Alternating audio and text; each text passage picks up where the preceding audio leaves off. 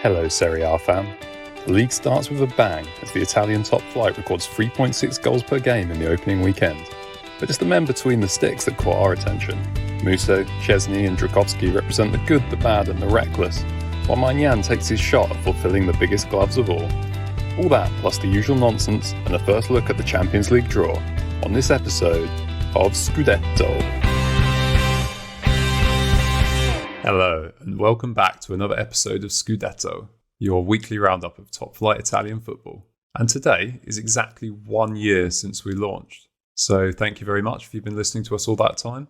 Or, well, I guess any of that time, really. Anyway, Serie A's back, and what an opening weekend it was. Hope you all enjoyed it as much as we did. We're going to be chatting about our favourite moments shortly. But first of all, Buzz, just one quick question for you before we get started. Do you know how many goals there were in Serie A this weekend? Hundreds. Not hundreds. Oh, God. Were there not like 36? I know it was the top scoring league. Is it 38? 36, I thought it was. It was 36. Yes! Now, listeners may not know, because I forgot to mention it last week, that we are in the Tifosi Down Under Predictions League, competing with some other podcasts and Serie A Twitter people. And we've decided to take it in turns. So I did the predictions in the first week. I predicted there were going to be 35 goals, and I was mocked by Boaz for predicting such a high-scoring weekend.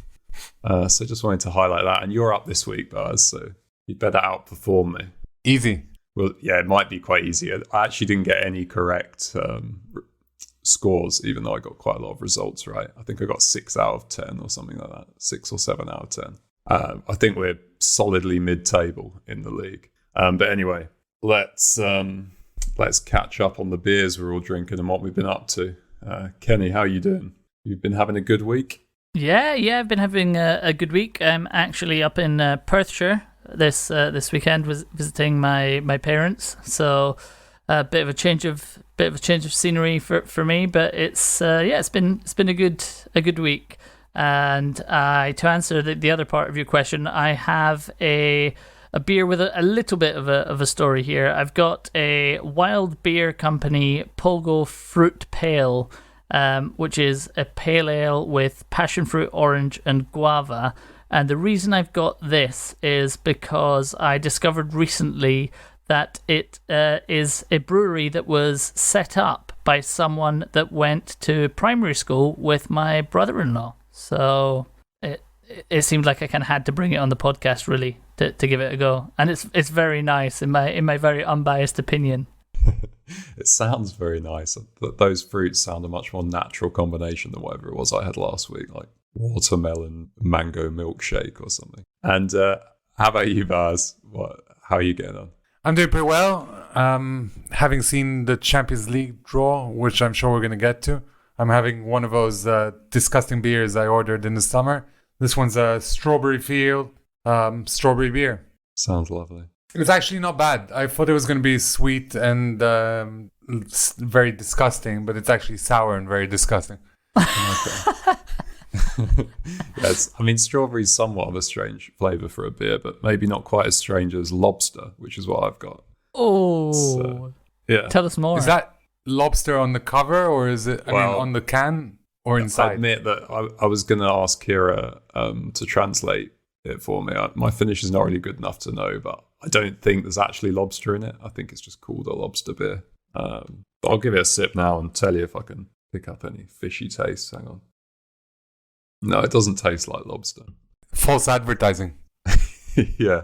Should send in a complaint to this brewery. What's it called? Gnocchi and Panama. Anyway, yeah, I'm not sure if I should really be drinking beer. I had my second vaccination today, but probably 1 or 2 shouldn't hurt. Anyway, let's talk about the first week, because I think we all enjoyed watching quite a lot of games over this weekend. Good to have fans back. We already said that there were sort of goals and cards galore. So, Kenny, what games did you watch? How did you find the first weekend? Yeah, I found the first weekend absolutely great. It was great to be back, and it was great to see fans back in the stadium as well. only 50% capacity, but there was like some real atmosphere generated, and I think they were probably making up for the year and a half that they'd been out of the grounds. To answer your question as to the games that I watched, I did get a bit carried away, as I think both of you did as well. So I actually watched 3 live games, and then I also watched the catch up of Lazio Empoli as well. And yeah, I mean, I thought Inter looked absolutely great, and I have to admit, I'm really not so sure that what I said last week about Inter having gone backwards is fair, because they look like they're going to have all of the good qualities that Conte brought, but also just like some of that Inzaghi sort of fluidity in the sort of counter-attacks. I watched Torino-Atalanta, and Torino very, very unlucky to only kind of, to come away with nothing really. I mean, arguably they would have been unlucky to come away with 1 point. And Samp Milan as well, and I thought Milan looked great as well. And that Lazio Empoli game that I mentioned, I mean, Empoli actually I was really, really impressed with. I thought Empoli for long parts of that game were in it, and probably more so than the result kind of indicates. And Lazio, I mean, perhaps took their foot off the pedal after kind of going in at 3-1 up, but really, really entertaining game, and really entertaining games all round. And all the highlights that I've caught up with as well looks like it was just everywhere, really, just like lots and lots of fun. And so happy to have Serie A back. Yeah, for sure. Definitely agree with you. I also watched the extended highlights for that Lazio Empoli game. Empoli obviously scoring first and looking incredibly dangerous, really unlucky, I think. Although Lazio closing it out in impressive fashion, I'm sure Sarri will be very pleased with that. How about you, Buzz? Kenny mentioned the Milan game. I'm sure you watched that. What did you make of Inter as well? Obviously winning in impressive fashion with your old boy Hakan Çalhanoğlu. Troll. So I really enjoyed the format of it being divided over 3 days. It meant that football fanatics such as ourselves could watch several games and not be too absent from our families.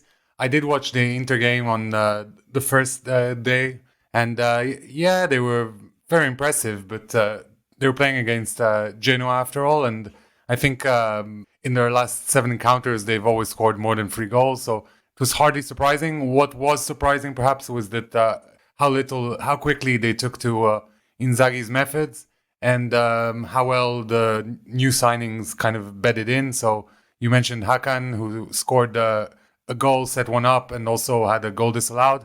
That will be his one good game for the next 10 games. And Edin Dzeko himself got on the score sheet. So I think the blue and black corner of Milan will definitely be happy with that. And probably after a summer that felt a little bit desperate, maybe they'll be able to kind of stick their heads up a little bit more.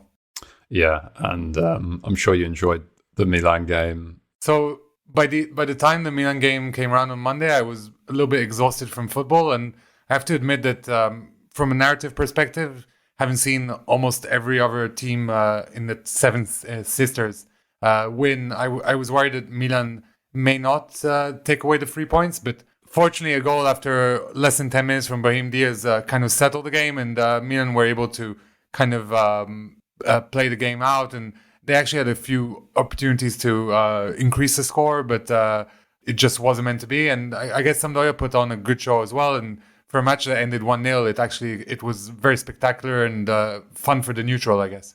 Yeah, I got to pick you up there. Not all of the other Seven Sisters took away 3 points, obviously. I said almost. Did you? Sorry.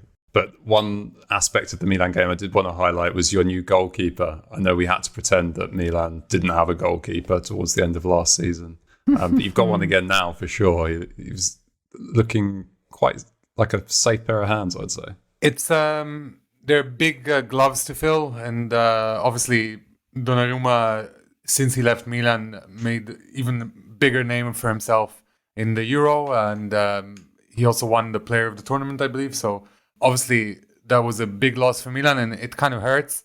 sting still, but Maignan was very impressive, as you said, particularly with his feet, where I think perhaps he's he's definitely better than Donnarumma is, and he has more of a propensity to kind of get out of his area, play outside of the box, which was something that maybe Donnarumma didn't enjoy as much.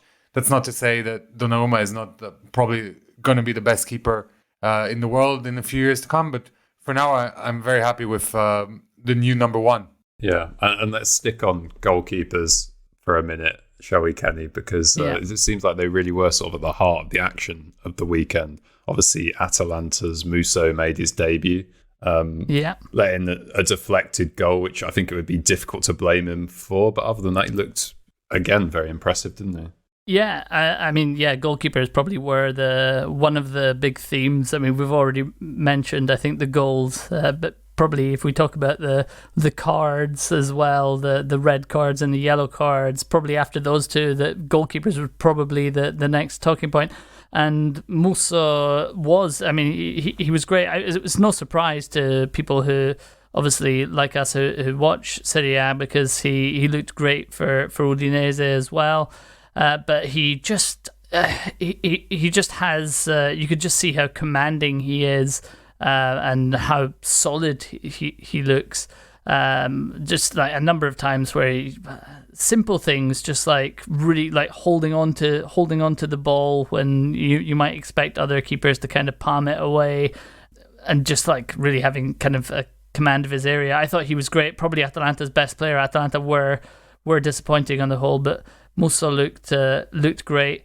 On the other hand, there's the flip side of the coin is Wojciech Szczesny at Juve, who had an absolute nightmare, giving away a ridiculous penalty and then doing a few Cruyff turns in his own 6-yard box. So, yeah, goalkeepers very much the theme of the weekend, I think.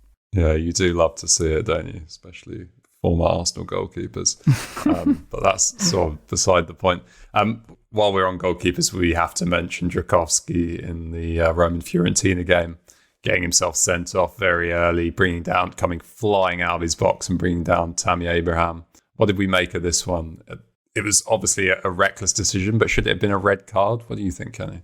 I think Boaz and I disagree on this one.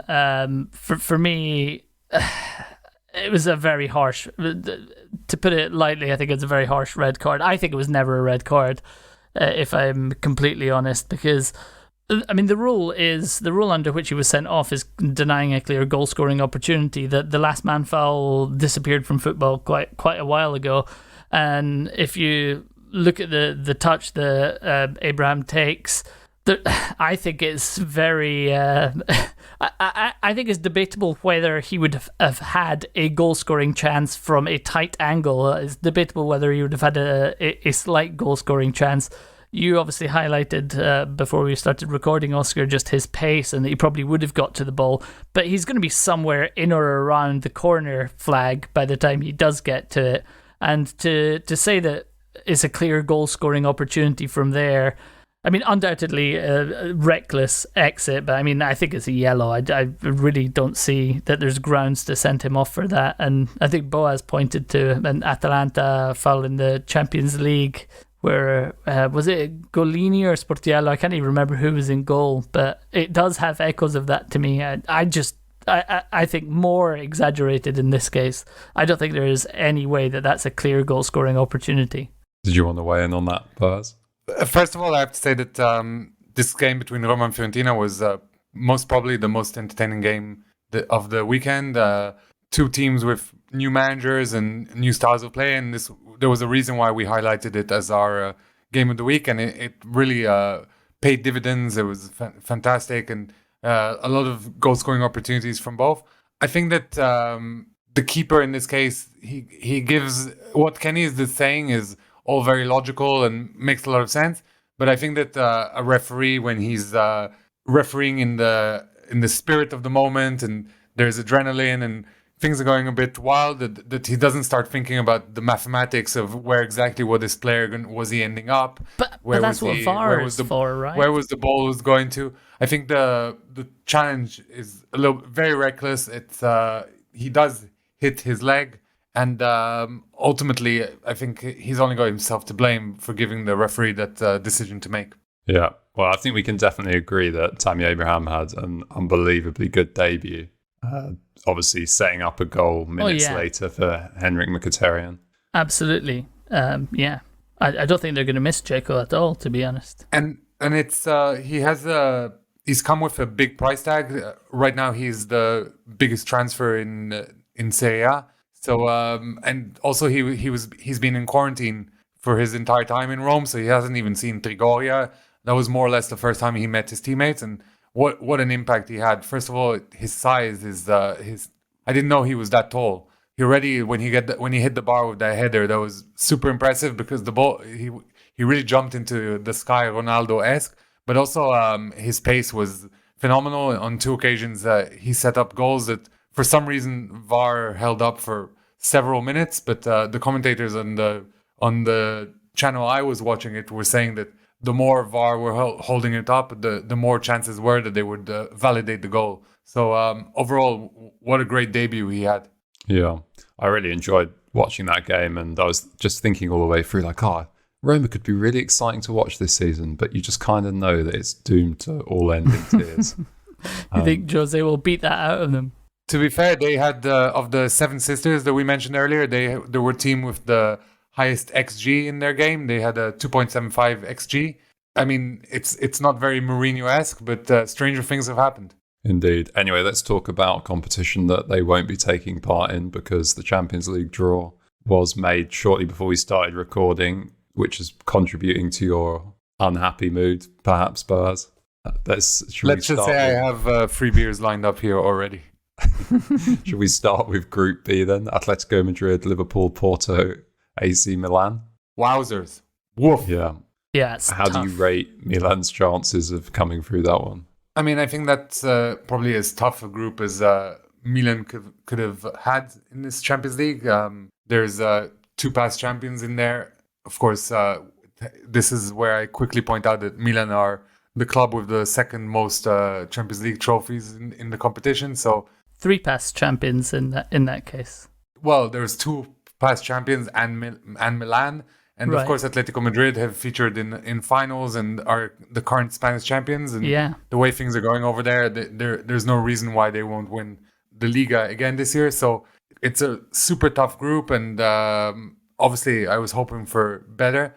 I think this is going to sound a little bit blasphemous, but maybe Milan should take a leaf out of Antonio Conte's Inter book and drop out of the Champions League early and concentrate on putting it all into the league and trying to capitalize on the other teams playing in Europe. I think that's maybe a little bit grandiose, and there's a lot of forward thinking there. But I'd just be happy with not completely losing faith. Let's put it that way. On the plus side, we do have Scudetto correspondence embedded within each of those teams. We've obviously got Hector at Atletico, we've got Jesse at Liverpool, and we've got Vivaldo at Porto. So looking forward to some Lovely stuff. exciting scouting reports and keeping up the Italians. And they're great cities to visit, and I'm sure there's a lot of funny stats I can pull out of the internet 5 minutes before we record.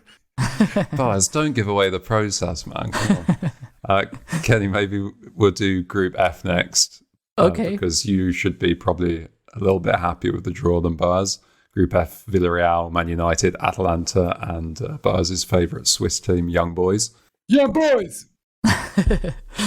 I mean, happier, I'm not sure. It's a tough group. I think Atalanta will do very well to come out of that group. Villarreal, obviously, are the reigning Europa League champions. Man United are Man United. So, I mean, I think someone who will be happy will be Moreno, because, or rather, people who will be happy will be United, because they'll have a chance to get back at Moreno after his social media gloating at the expense of United, and tried to curry favour with Liverpool fans. But I mean, Atalanta have never been in the top 2 pots of the Champions League groups they've been in, and they've come through in the last 2 occasions. So I don't write them off at all, but I think that I don't think that's an easy draw at all. But it's not as tough a group as Milan's, but it's certainly not the easiest group that has come out of the hat. Yeah, I make them favourites to get out of that group, but you're obviously slightly more emotionally invested in it than me. Perhaps. Right, let's also talk about Group D, because Inter have drawn Real Madrid, Roberto De Zerbi's Shakhtar Donetsk, and Sheriff Tiraspol. Perhaps not such a bad draw for them, but as based on their performance against Genoa, they should certainly make it out of that group. Any early thoughts? I think probably Sheriff and Shakhtar are slightly unknown quantities in this Champions League, although Shakhtar at least give us the Zerbi link, so it'll be nice to kind of cover them.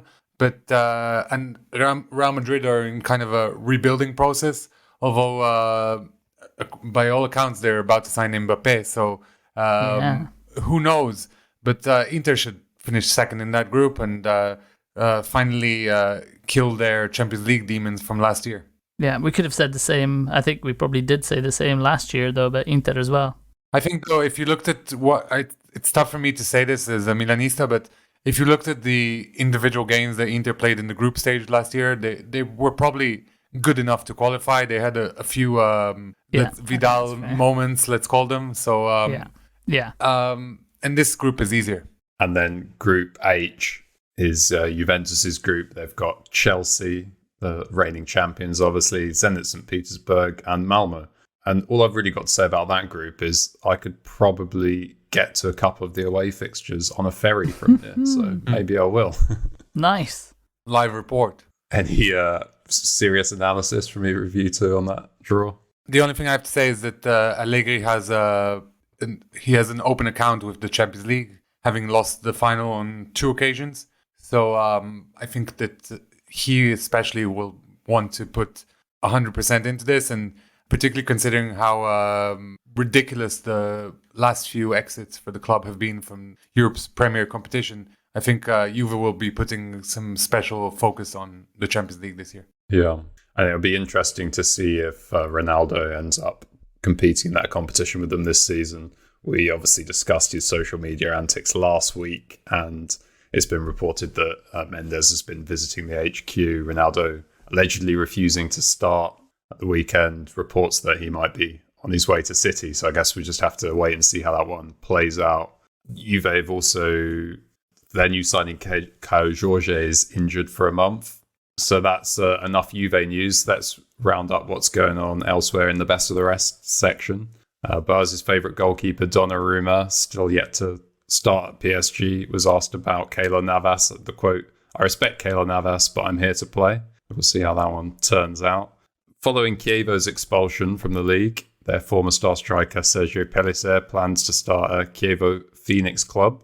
Inter have spent the Lukaku/Hakimi oil money on Correa.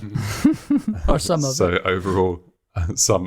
overall up to 140 million in transfers. I assume they've still got quite a large debt pile as well. But that's quite impressive. Yeah, 140 million outgoing, right? No, they're 140 in the green from their transfer activity this summer. Although, as Marcotti said this week, Inzaghi is not necessarily an upgrade on Conte. Dumfries is definitely not an upgrade on Hakimi, and Dzeko is not an upgrade on Lukaku. So, I mean, it's not my quote, but I definitely agree. But if you were playing Football Manager and you made 140 million in the summer, you'd be very happy. Yeah, that's definitely true.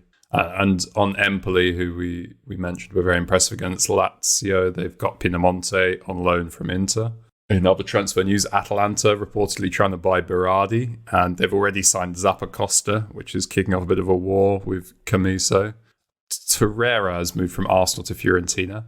And on the theme of Fiorentina signing Spanish-speaking players, they've also signed Odriozola from Madrid, while Milan have signed former WizKid Pellegrini from his Monaco exile. And on the topic of promising strikers, Giovanni Simeone has moved from Cagliari to Hellas Verona. So that does it for the best of the rest roundup. Buzz, it's time for Keeping Up with the Italians. I should have like an artificial drum roll here. But anyway, I'm going to keep it real quick today because it's a super long episode. But First of all, I wanted to mention Davide Petrucci, who was once supposed to be the next Totti in Rome, and he was very highly rated. He was like their top goal scorer at youth level, and he was poached by Man United. He was poached by Man United reserves, and kind of his career kind of saw him meandering through Europe. He's currently playing in Israel for Hapoel Beersheva, and he scored a winning goal in the penalty shootout in the Cup semi-final. So good luck to him with that. Vincenzo Grifo, who is in Mancini's extended squad for the Euro, scored a wonderful free kick that stunned Dortmund in a 2-1 win against them. And we mentioned earlier that Shakhtar Donetsk qualified for the Champions League. And lastly, our boy Golini, the best rapper in London right now, managed to keep a clean sheet in Europe for Tottenham this week. Yeah, former Atalanta centre-back Christian Romero also played. It's not strictly for keeping up the Italian section. Keeping up with the sort of Italians. Yeah, but it's a clean sheet for him as well. Obviously, I haven't had a chance to actually see that game, so I don't think it was on TV. But sounds like they played quite well. Anyway, let's do good week, bad week. I think there's only one candidate for bad week, really. We mentioned earlier that only one of the Seven Sisters drop points. It's got to be Juventus for bad week, really. I think it does. Not only the fact that Juve were the only team to drop points, but they dropped a 2-goal lead, and I think that's a slam dunk. And even Fiorentina and Torino, who lost their games, actually were quite impressive in their play. So Juventus, despite not losing, were still made a figura di merda. Great, well that's sorted then. Good week's perhaps a little bit more difficult. Plenty of exciting performances. Boaz, how do you feel about giving it to Inter? It has to be between Roma and Inter, but Inter with their swashbuckling victory probably just pip it. Particularly because I was mentioning those XG stats earlier, and they did score 4 goals, but their XG was just 2.2, so they went above and beyond in this game, and hopefully they'll run out of gas eventually, but for now, great start for the Nerazzurri. Yeah, I mean, if Zaniolo had not got himself sent off, maybe Roma could have won by 4 or 5, and then we could be talking about them for good week, but I'm afraid they just haven't stepped up to the plate, so it's got to go to Inter, really, hasn't it? I think especially Inter were probably a bigger surprise overall. Everyone was expecting them to probably win the game, but to play so convincingly was definitely a bonus. Right. Well, I think that is all we've got time for. Let's just have a few quick honourables and dishonourables before we wrap up.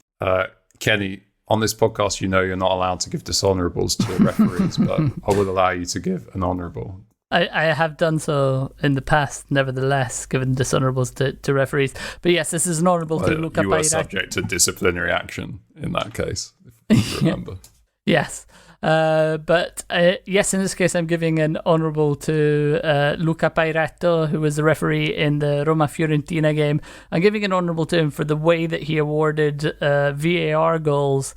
And we see a lot of referees who like to be the centre of attention when they're brandishing cards, but Pareto has discovered a way in what you described, Oscar, as a Power Ranger move. To me, it looks like almost like a double fist bump in awarding the goal after the VAR. I really recommend that anyone goes and checks it out on YouTube in the Serie A channel, because it's really quite comical. And he did it for the first Roma VAR goal that he awarded, and then replicated it afterwards for the second, for the third, I think it was, Roma goal. But the question I have is, has he been standing at home in front of the mirror practicing this move, basically?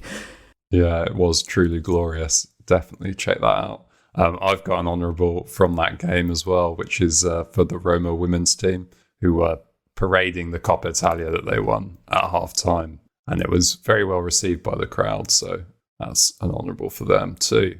And next up, Kenny, you've got an honourable for a manager.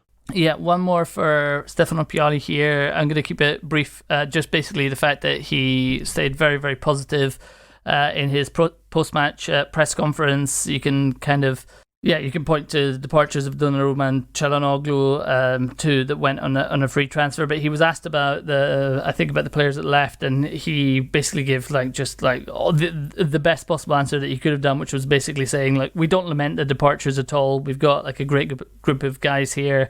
And I think previous to that as well, in another press conference, he had discussed how mature players like Tonali and Leao, I think it was, Boaz had mentioned to us, were when they came back for preseason training. And I think that was very, very obvious. I thought that the youngsters in the Milan team, Diaz, Boaz already mentioned, Leao and Tonali in particular, looked absolutely fantastic in that game. So yeah, honourable to Pioli just for, I mean, he seems to just have this really positive outlook, which I think kind of reflects in the kind of the confidence that his young players have.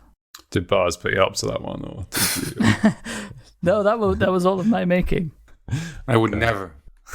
Boaz, you've got your customary social media honourable and dishonourable, so take it away. So first of all, I wanted to give honourable for Serie C club Viterbese, who announced their match day squad for the weekend game with some retro gaming graphics. It's very cool, and kind of the only thing that was missing is they should have probably misnamed the players a little bit with like random Z's and C's like the old PES games used to do. But overall, winning and staying in the social media realm. I've got to give a dishonorable mention to Serie C's Olbia, who posted a picture of some guy with his suitcases stepping out of the gate in the airport, and it had like a circle around it that was done on like an iPhone. And just as if the circle wasn't enough, there was also an arrow done again by hand on the circle. And the tweet was, "This is our new signing from Bologna on loan." And come on, guys, just bring him to the training ground and take a normal picture. What is this? Pick him out of the crowd. That's brilliant. Okay, and Kenny, you've got your goals honourables to do. Yes, of course. So this week I'm giving goals honourables to Atalanta's Muriel and Inter's Çalhanoğlu for, I mean, they're very different goals, but both the kind of spectacular long-range efforts from outside the box, and one for Verona's Zaccagni as well. I think we're kind of running short on time, so I'm not going to go through descriptions of these, but absolutely go and check them out on Serie A's YouTube channel. Maybe we'll tweet them out. Yeah. And staying on goals, I have to quickly interject. This wasn't on the sheet originally, but this guy called Sibilli scored a goal for Pisa after 33 seconds, and Pisa went on to win 1-0. So this was kind of the moment of the Serie B for this weekend. Nice. Well, if you're going to have an extra goals honourable, then so am I. I'm going to give one to Sassuolo's Traore for a lovely little dink. Kenny, everyone's stealing your shtick. And then I'm going to go straight to a dishonourable for Juventus's kit. Don't know what they're playing at. Won't dwell on it as we're running out of time, but it's almost as bad as the Lazio one from last season. This is Juve's third kit, isn't it? Yeah, it's the third kit. It's disgusting. Tell us what you really think. But let's move on. Baz, you've got honourable. Spare thought for Matteo Ricci, who back in March was part of one of Roberto Mancini's extended Italy squads and was supposed to feature. He's been without the club since Spezia released him from his contract. And while he was hoping to sign for a new Serie A club, it now looks like the transfer window is going to pass him by. And it's kind of a shame because he was very promising last season. And had Spezia not changed ownership, most chances are he would have gotten a new contract. And I've got an honourable for Vetu and Theo Hernandez, showing the strength of Serie A by getting their first ever France call-ups. About time. Yeah, exactly. And something else that demonstrates the strength, not of Serie A necessarily, but Italian football, Kenny. You've got an honourable? Yeah, well, Chelsea's Jorginho, but the Azzurri's Jorginho for being awarded man of the or player of the year, male player of the year. I don't think man of the year. Yeah, I don't think they've got to awarding man of the year yet, but male player of the year award for Jorginho, and I think perhaps Antonio Cassano will have a few words to say about this one.